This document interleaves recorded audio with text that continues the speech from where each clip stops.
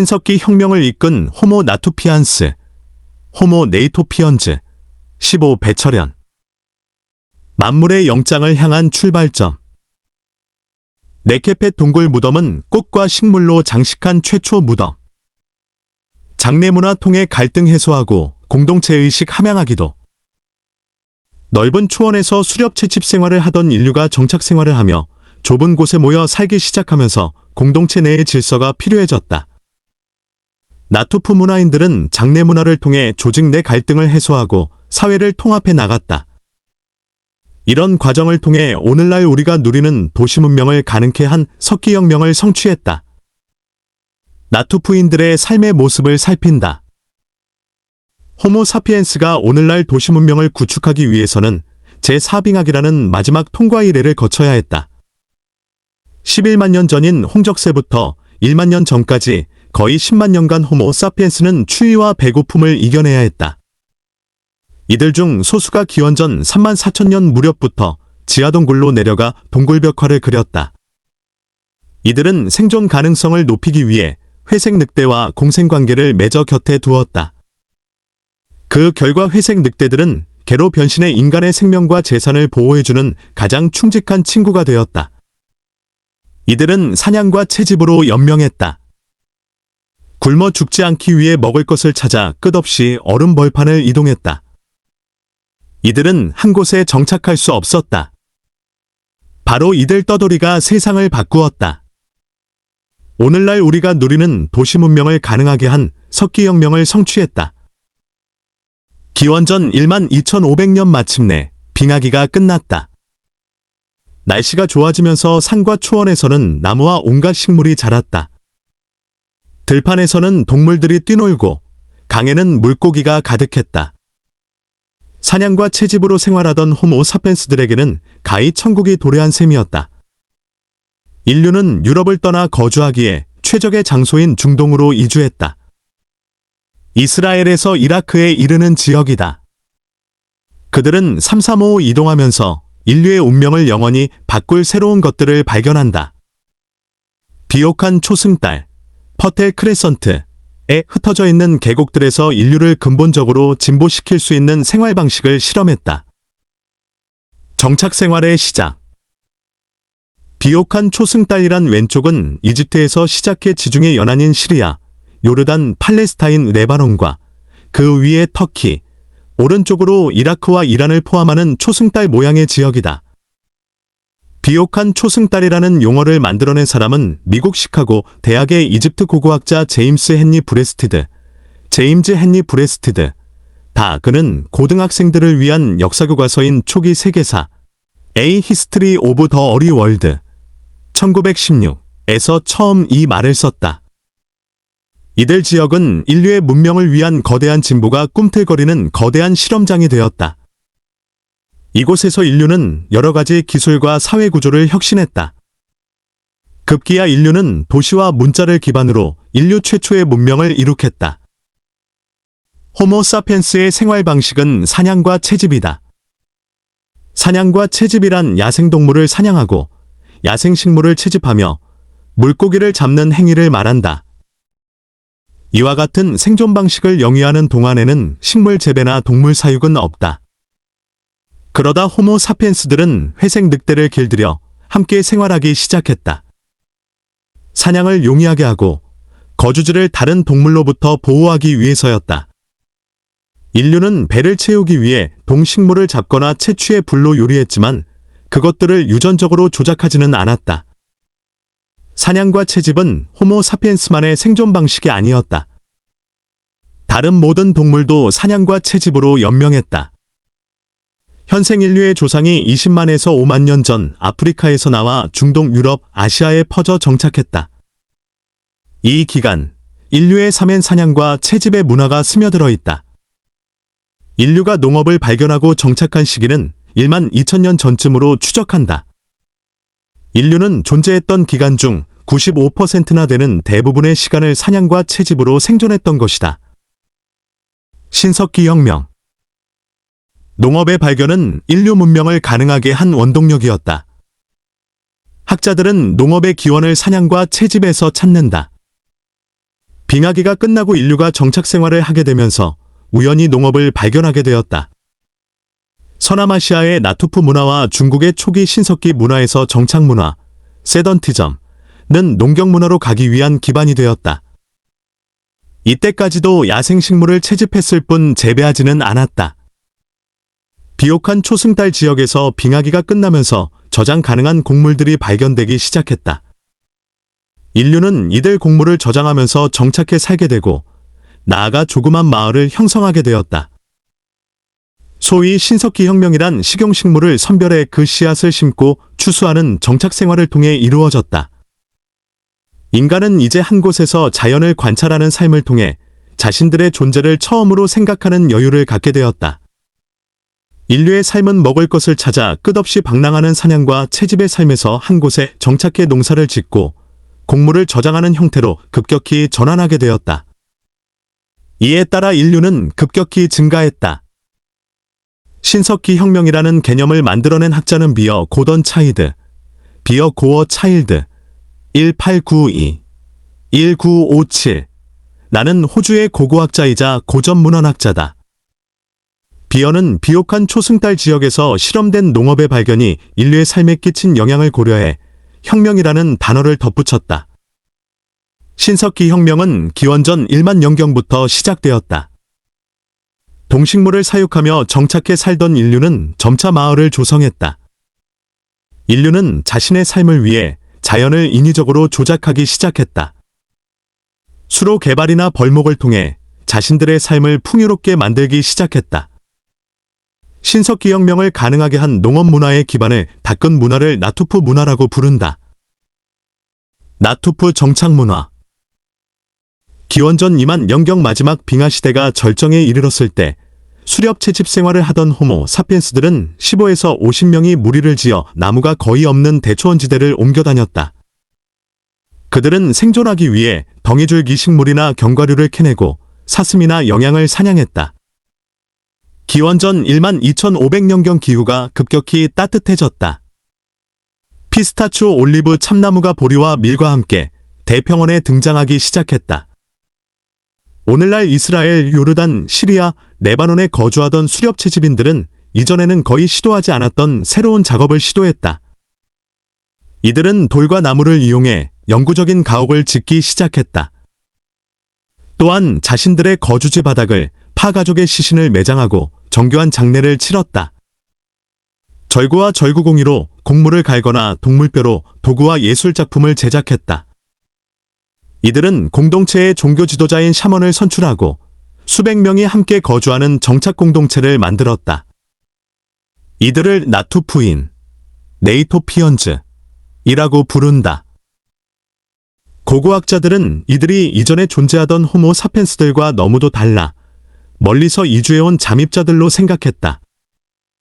나투프인들이 만든 정교한 공동체는 인간 문명의 특성인 도시 문명으로 가기 위한 중요한 발판이 되었다. 나투프 문화는 고대 근동에서 농경 정착 문화로 가는 인류의 긴 여정의 마지막 단계로 신석기 시대의 혁명인 농업 문화의 근간을 마련했다. 농업을 기반으로 한 신석기 시대 사람들은 돌과 진흙으로 만든 노동집약적 마을을 형성하고 벽에 예술 작품을 남기며 자신들의 조상을 마루 밑에 매장했다. 나투프 문화는 기원전 1만 2500년에 시작해 기원전 9500년에 끝난다. 기원전 9500년은 비옥한 초승달 지역에서 본격적으로 농업이 시작된 시점이다. 나투프 문화는 농업사회는 아니었지만 몇몇 곡물의 재배를 시도하기도 했다. 그리고 정착 생활을 했다. 정착 문화는 농업혁명을 위한 준비였다. 정착 문화의 특징은 인구가 증가하고 가옥과 마을이 형성되며 새로운 석기와 값비싼 장식물, 무덤과 장례의식, 샤먼, 그리고 물물 교환 등이다. 정착 생활을 통해 물물 교환이 이루어졌다.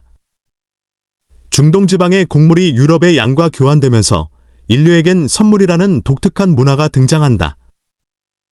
나투프인들은 유목 생활을 완전히 버리지 않으면서 정착 생활을 융합하는 삶을 추구했다. 나투프 문화는 곧 시작되는 신석기 혁명의 조상이다.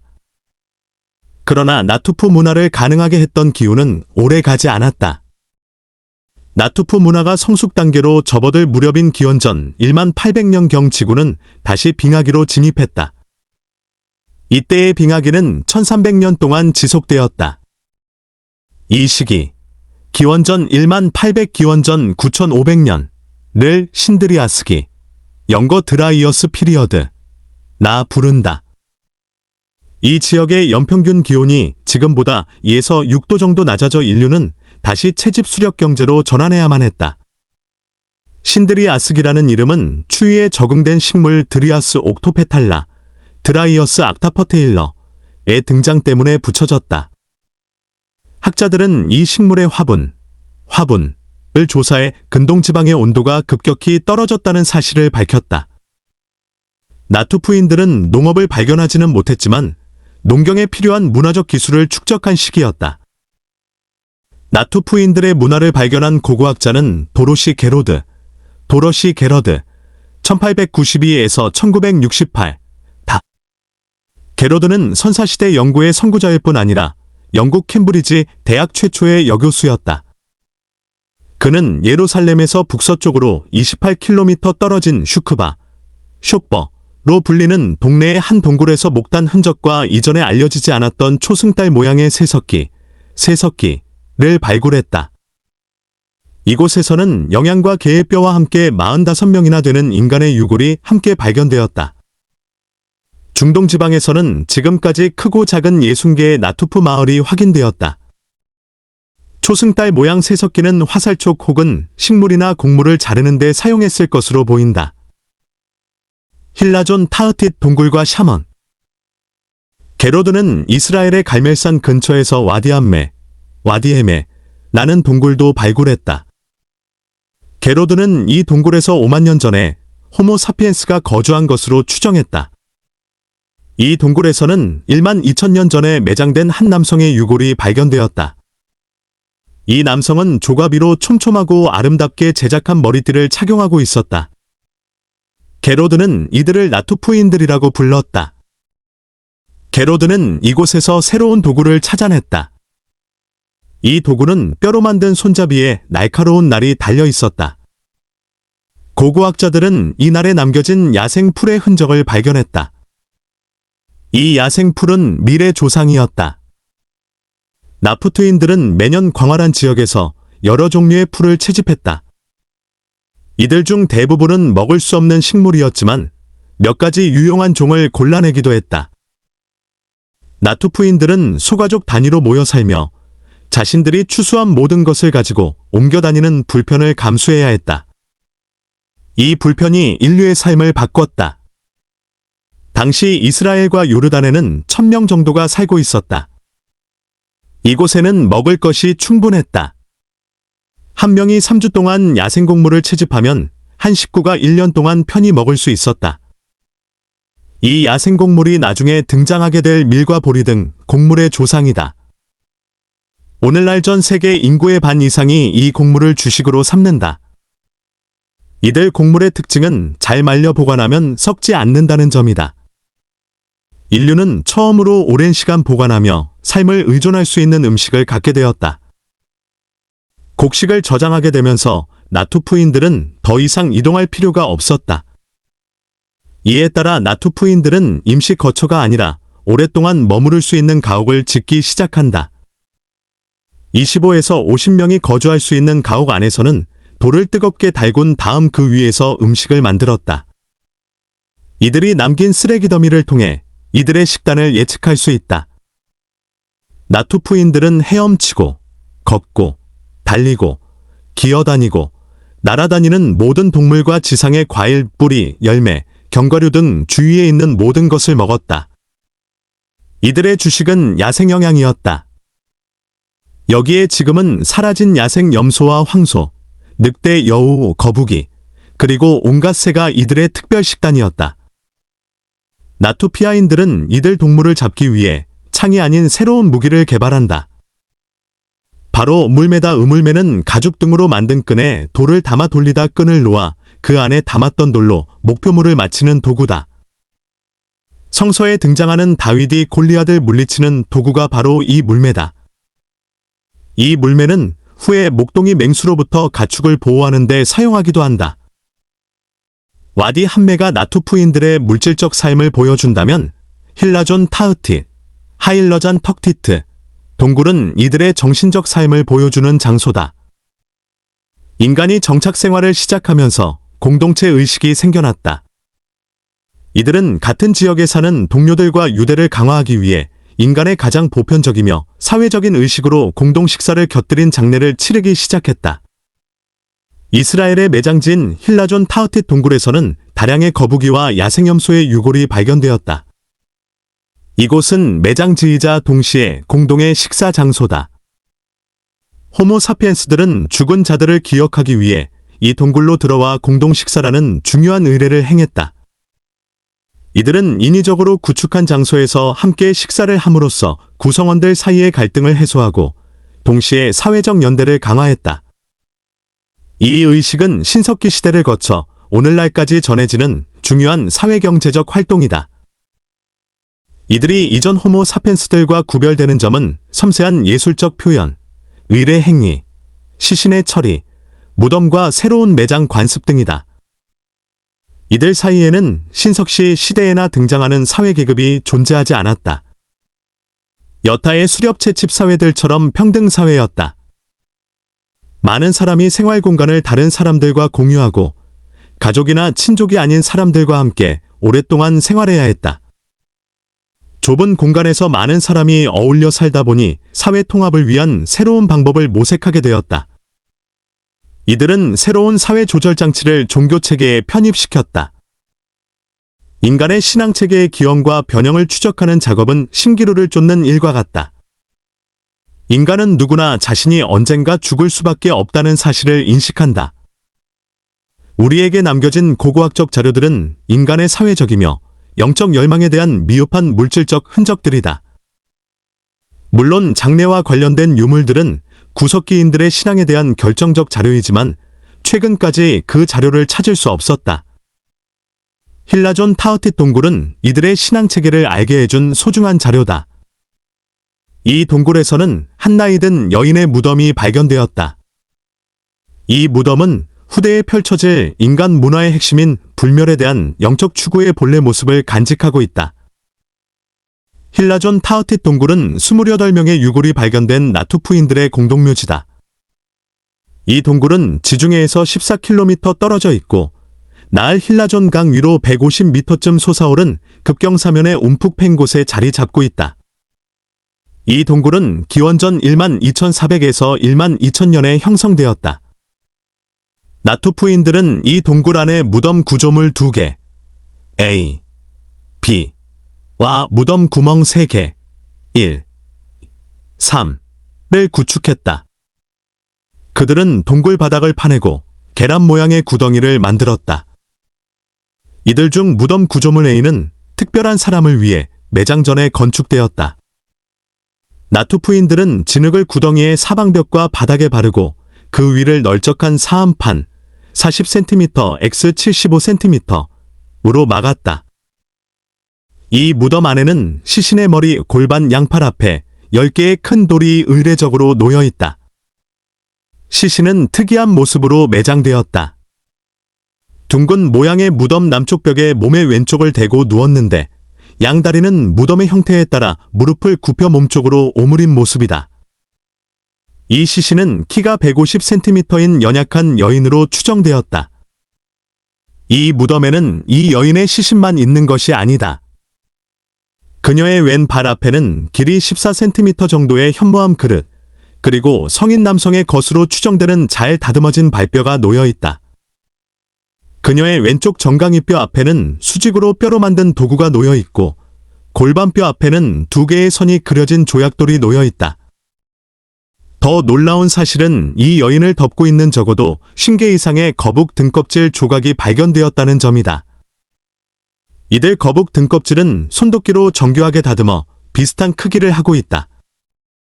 수렵 채집으로 연명하던 시대, 먹을 것이 귀했을 것임에도 50마리 이상의 거북이를 희생시켰다는 것은 나투프인들이 이 여인의 장례를 위해 오래전부터 준비했다는 증거다. 거북 등껍질뿐만 아니라 당시 다른 곳에서는 거의 발견되지 않는 여러 동물뼈가 함께 발견되었다. 나투프인들과 같은 원시인들은 동물뼈를 온전히 남겨두지 않는다. 뼈 속에 든 기름을 얻기 위해 잘게 부수기 때문이다. 또 바위담비처럼 털이 많은 동물은 통상 가죽을 얻는 과정에서 뼈에 날카로운 자국을 남기게 마련이다. 이곳에서 발견된 2마리의 바위담비 뼈 중에서 1마리는 온전한 형태로 다른 1마리는 반 정도만 시신의 손뼈 위아래에 놓여 있다. 하지만 이들 바위담비의 뼈에는 아무런 흔적도 남아있지 않다. 나투프인들은 바위담비 머리를 그대로 매장했다. 시신의 2팔 아래에는 독수리의 날개 끝을 지탱하는 팔목 손바닥뼈와 첫 번째 손가락뼈가 놓여 있다. 이 날개 끝은 독수리의 웅장하고 다채로운 날개를 지탱해주는 것이다. 야생소의 미추골과 표범 야생곰 등 나푸트 시대에는 거의 볼 수 없는 동물뼈도 놓여 있다. 표범의 골반뼈가 2개의 거북 등껍질 사이에 가지런히 놓여 있고 야생곰의 앞발 전체가 여인의 왼쪽 위 팔뼈 앞에 정렬되어 있다. 여인의 골반 근처에서는 야생 수성양의 각골이 발견되었다. 순영양의 각골은 나투프 문화에서 사회기능적이며 영적인 상징물로 다른 나투프 무덤에서도 발견되었다. 힐라존 하트텟 동굴에서 발견된 이 여인의 무덤은 이전의 호모 사펜스들의 무덤과는 전혀 다르다. 나투프인들은 새로운 경제, 사회적인 행위를 통해 스스로 혁명적인 문화의 주인이 되었다. 그들은 매장 풍습을 통해 자신들의 문화의 특징을 드러냈다. 나투프인들은 죽은 자들을 자신들이 사는 곳 가까이에 매장한 첫 번째 사람들이다. 이들은 고인이 사용하던 장식물, 뼈나 돌로 만든 도구, 혹은 동물 신체 전체나 일부를 함께 매장하기도 했다. 힐라존 하트텟 동굴은 나투프인들이 살던 하요님, 헤이아넘에서 10km가량 떨어져 있다. 나투프인들은 이 여인의 장례를 오랫동안 준비해 하요님과 강이 내려다 보이는 급경사면 동굴에 매장한 것이다. 이 여인은 샤먼이다. 정착 생활을 하기 시작한 나투프인들은 갈등을 해결해 주던 샤먼의 장례를 통해 사회를 통합했던 듯하다. 꽃과 식물로 장식된 나케펫 동굴. 나푸트인들은 무덤을 꽃으로 장식하기도 했다. 북부 이스라엘 갈멜산에 위치한 나케펫, 네익피트, 동굴은 기원전 1만 1700에서 9900년의 유적으로 추정된다. 이 동굴에서 발견된 무덤은 오늘날 성대한 장례식에 사용되는 꽃이 등장한다. 갈멜산은 나투프 문화의 중심지였고 많은 무덤이 발견되었다. 나투프 묘지에서는 29명의 유골이 발견되었다. 갓난아이, 어린이, 어른 모두를 포함한다. 대부분 단독 무덤이지만 몇몇은 2사람을 합장했다. 4개의 무덤은 다양한 식물과 꽃으로 가득 차 있다. 이들 꽃은 진흙 위에 정교하게 발라져 있다. 나투프인들은 시신을 매장하기 전에 푸른 식물과 향기 나는 꽃을 정성스럽게 펼쳐놓았다. 꽃들은 대부분 민트 향이 나는 것들이다. 이들 꽃은 갈멜산에서 봄에 핀다. 장례가 봄에 진행되었음을 짐작할 수 있다. 네케펫 동굴의 무덤은 꽃과 식물로 장식된 최초의 무덤이다. 이런 화단 장식은 어른들에게만 국한되지 않고 어린이와 청소년에게도 적용되었다. 이는 이곳에 살던 나투프인들의 관습이었다. 나투프인들이 무덤에 꽃장식을 한 이유는 무엇일까? 이들은 무슨 생각을 했을까? 꽃은 인간 내면의 무의식을 자극해 긍정적 감정을 전달하는 것으로 알려졌다. 꽃장식은 장례에 참여한 사람들 간의 유대를 강화한다. 수렵과 채집으로 연명하던 나투프인들은 장례를 통해 농업혁명으로 이어지는 안정적인 공동체를 창조했다. 그들은 또한 사후 세계에 대한 동경과 믿음, 죽음이 끝이 아니라 새로운 시작이라고 생각했다. 죽음조차 극복하려는 나투프인들의 장례 문화를 통해 인류는 만물의 영장으로 자신만의 위대한 여정에 들어선 것이다.